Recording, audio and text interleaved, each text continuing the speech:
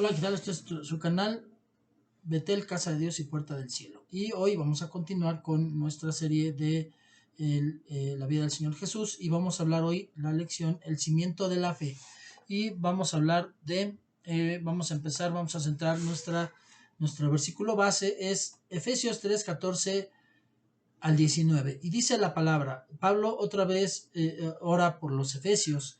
Por esta causa pues doblo mis rodillas ante el Padre de nuestro Señor Jesucristo, de quien recibe nombre toda familia, en el cielo y en la tierra, que os conceda, conforme a las riquezas de su gloria, ser fortalecidos con el poder de su Espíritu en el hombre interior, de manera que Cristo more por la fe en vuestros corazones, y que arraigados y cimentados en el amor seáis capaces de comprender con todos los santos cuál es la anchura, la longitud, la altura, la profundidad, y de conocer el amor de Cristo que sobrepasa todo conocimiento, para que seáis llenos hasta la medida de toda la plenitud de Dios. Vamos a poner este tiempo en manos de Dios. Padre bendito, le doy toda la gloria y la honra, le doy gracias por esta oportunidad y privilegio de poder compartir esta palabra. Le pido, Padre bendito, como siempre, que sea el Señor Jesucristo el que nos hable. Señor, yo también presto mi boca, pero pongo prestos mis oídos, Señor bendito, para escuchar lo que el Espíritu Santo quiere decir para mí y para los que van a escuchar este video. Le pido que bendiga la vida de todos, Señor bendito, y que les dé el Señor Espíritu Santo lo que requiere en este momento su corazón, bendito Padre Dios Todopoderoso,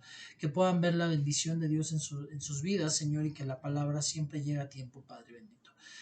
Pongo en sus manos, le doy toda la gloria y la honra, y todo esto se lo oro en el nombre de su Jesucristo. Amén y amén. Y bueno, vemos aquí que el Señor Jesús pone en su corazón de Pablo, porque obviamente Pablo era alguien que se dejaba guiar por el Señor Jesús, pues el explicarles esto. Dice, doblo mis rodillas ante el Padre de nuestro Señor Jesucristo, de quien recibe nombre toda familia en el cielo y en la tierra, que os conceda, conforme a las riquezas de su gloria, ser fortalecidos con poder por su Espíritu en el hombre interior.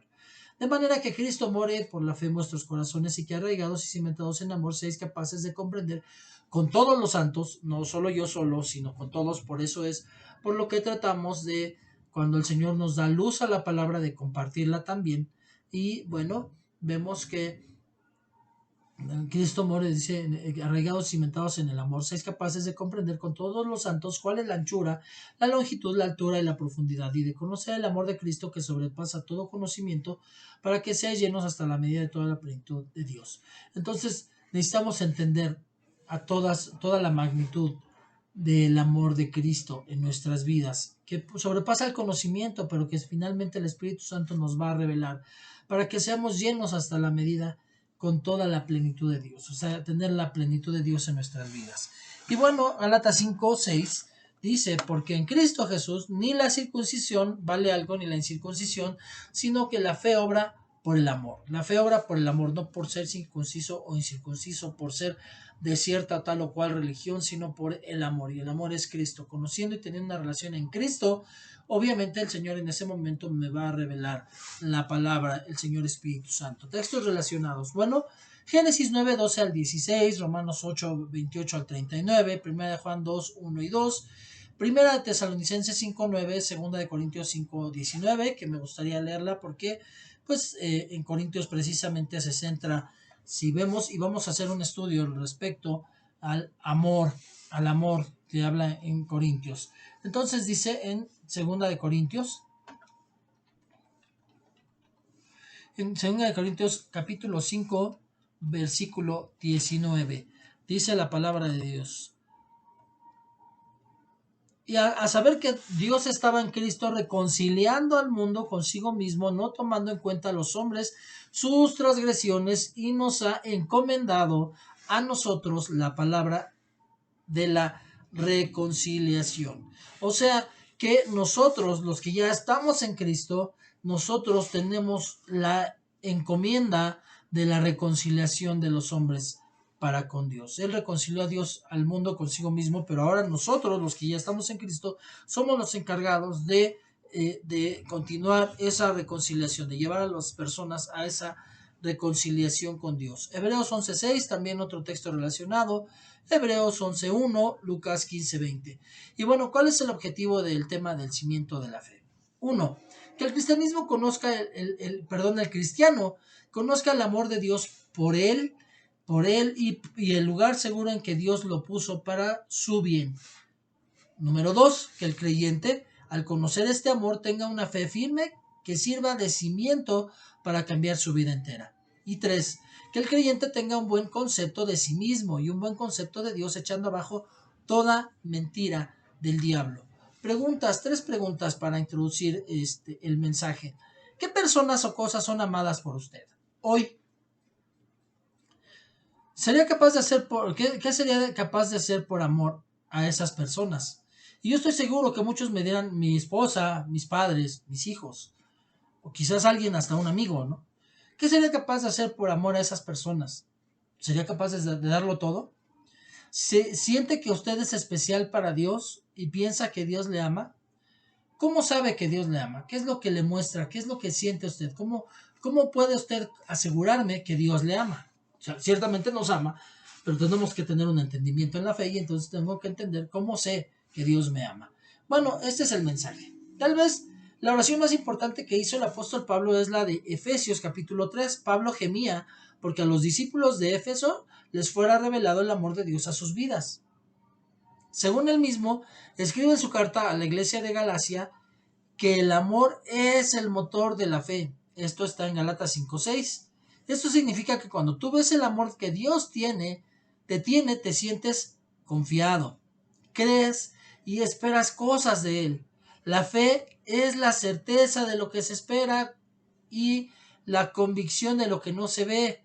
Así que quien no se siente amado por Dios no espera nada tampoco de Él. O sea, si tengo certeza de lo que se espera, si esa es la fe, si yo no me siento amado por Dios, tampoco voy a tener fe, porque la fe es la certeza. Entonces, no me siento amado por Dios, no tengo fe. Así, van de la mano. No es lo mismo, pero van de la mano. Como ya vimos, Dios tenía que encerrar a todos bajo pecado o en convicción de pecado, o sea, mostrarnos que estábamos en pecado. Ese es el objetivo de la ley. La ley no era para salvarme. La ley era mostrarme, ponerme en la convicción de pecado, pero como no la entendieron, vino el Señor Jesús. Otro de sus propósitos para venir a la tierra no solamente a salvarnos o explicarnos la ley en su correcta forma, para que nosotros entendiéramos y tuviéramos el peso de pecado en nuestra vida, sintiéramos la convicción de pecado antes de que Cristo llegara para que lo aprovecharan. Eso era para la ley. Dios tenía que mostrarnos la ley para saber que estábamos en pecado antes de que Cristo llegara, para que pudieran aprovechar cuando llegara Cristo. Gálatas 3, 22, 26 dice: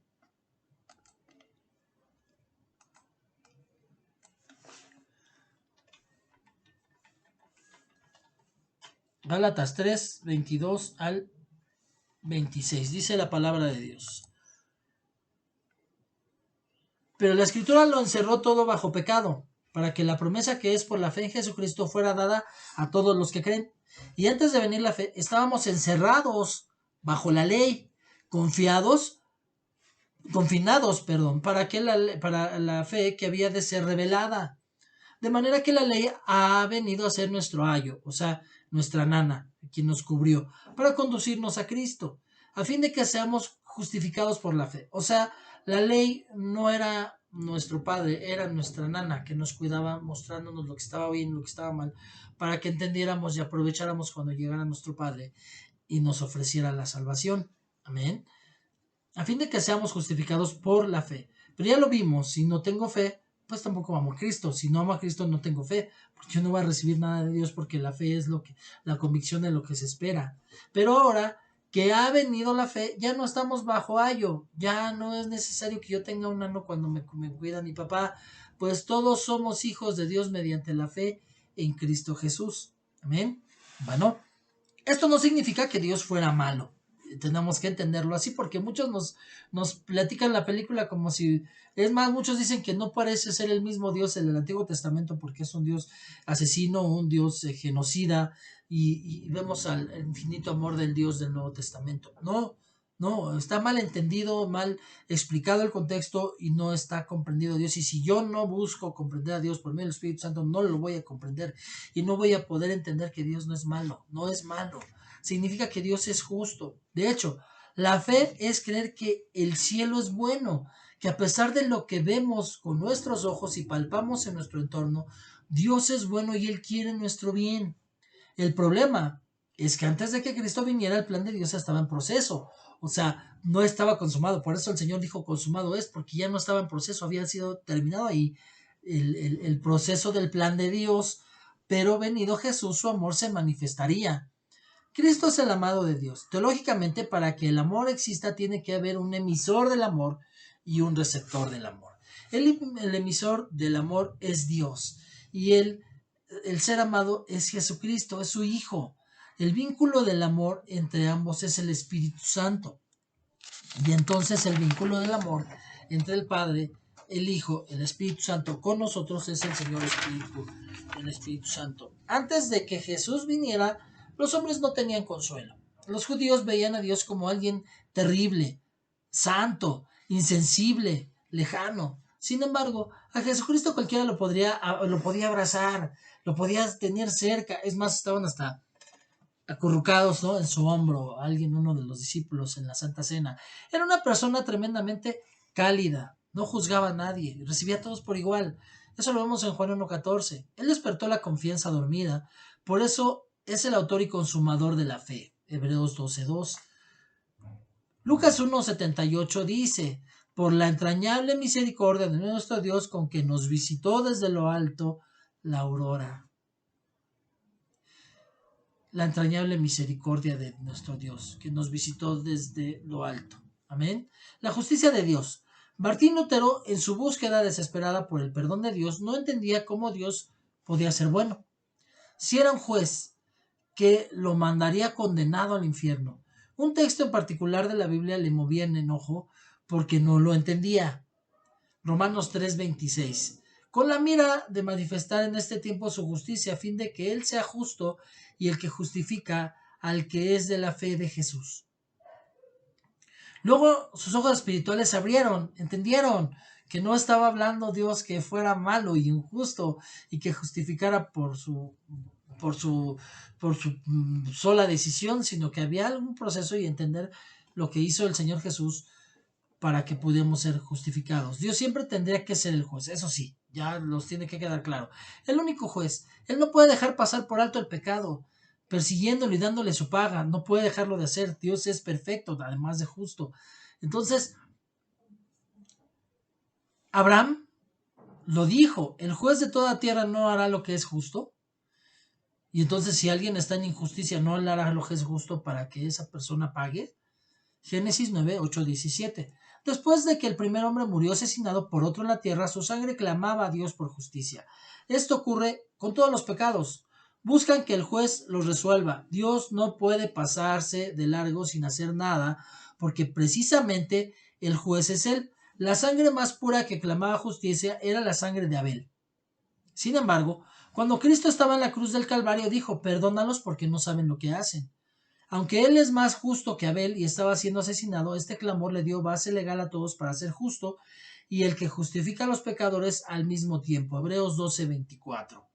La mejor solución que Dios escogió para protegernos de su justicia es ponernos en el amado, estar en el amado. La Biblia dice que Él nos hizo aceptos en el amado. ¿Y el amado quién es? El amado es Cristo. Efesios 1:6. Cada vez que el Padre ve a su Hijo, le mueve al amor. Esa es nuestra fe y nuestra firme ancla a la fe. Dice la palabra. Hebreos 6:19. Ahora estamos escondidos dentro de Cristo y debido a que nuestra unión con Cristo se realiza en la cruz, Gálatas 2:20, y Colosenses 3:3 dice: y cuando el Padre nos mira, no ve imperfecciones o pecados debido a que el Señor Jesucristo nos está completando. Vamos a ver qué dice Colosenses 3:3.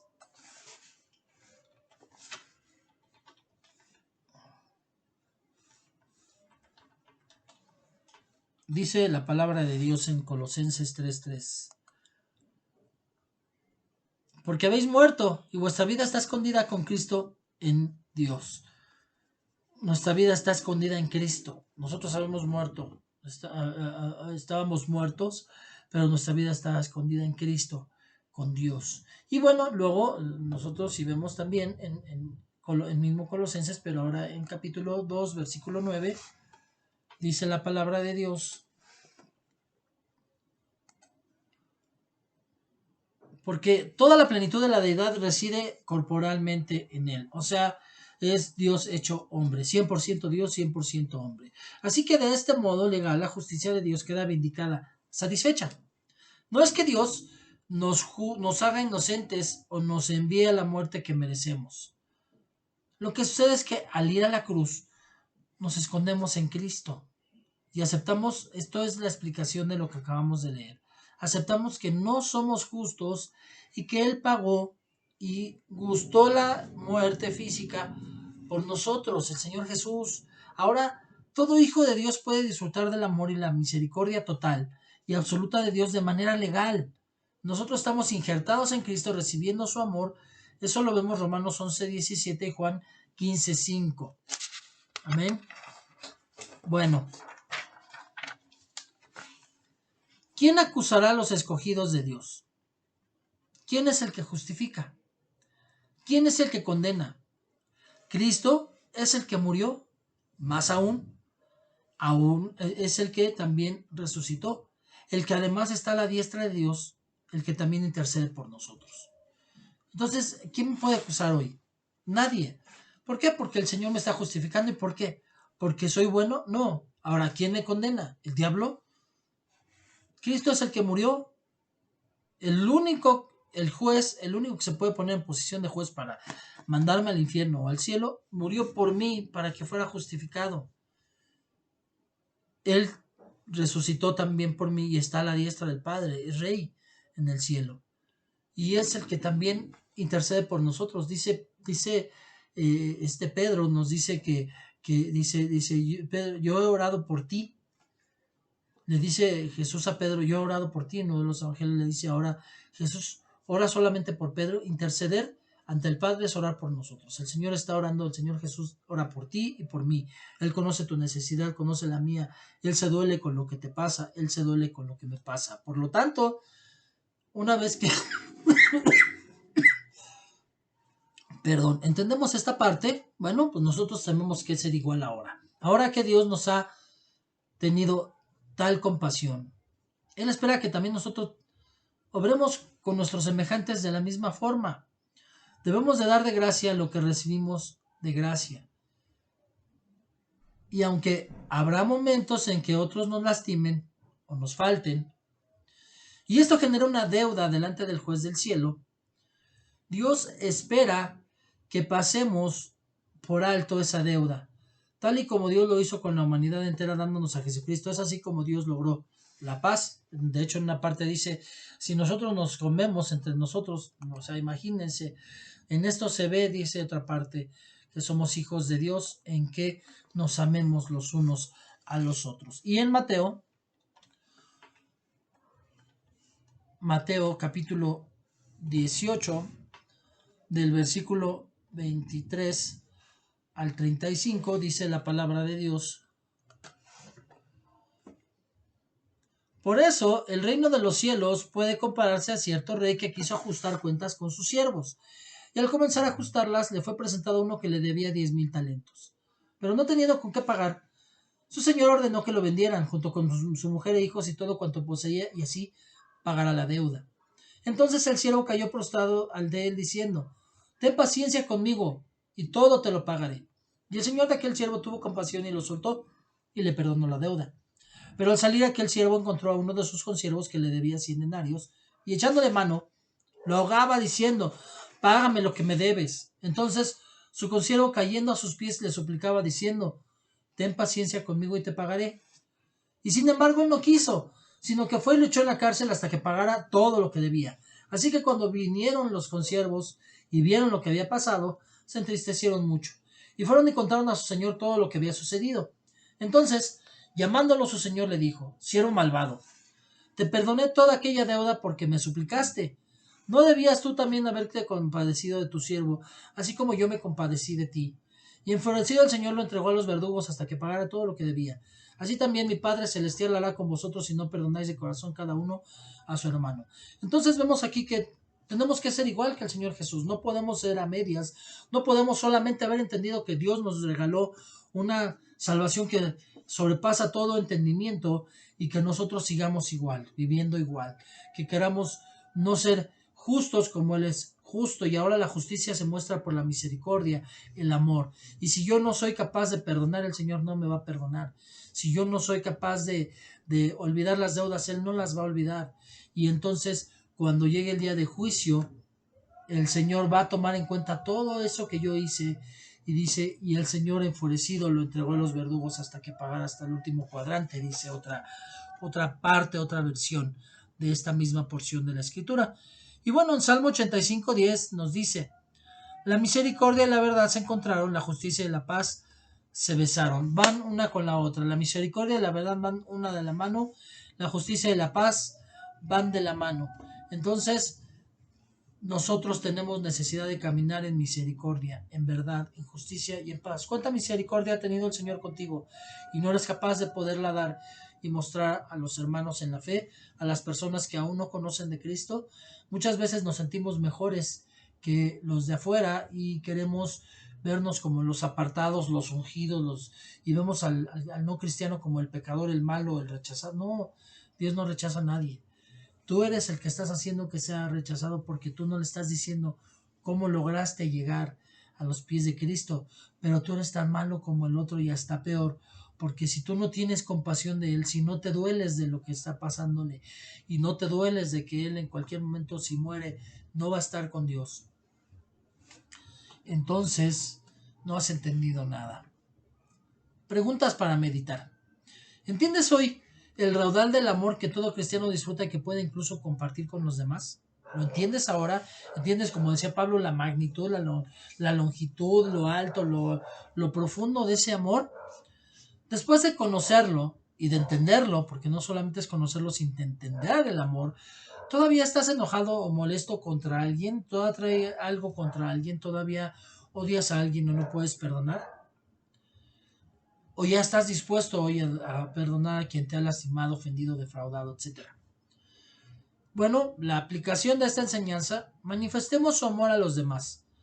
Perdonemos de todo corazón a aquellos que nos han ofendido o lastimado.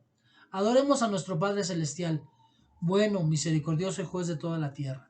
Eso es lo que tenemos que empezar a hacer. Necesitamos manifestar el amor. En esto se darán cuenta que somos los discípulos, en que nos amamos los unos a los otros. Y perdonemos de todo corazón a quien nos ha ofendido. Si no, Dios no perdonará.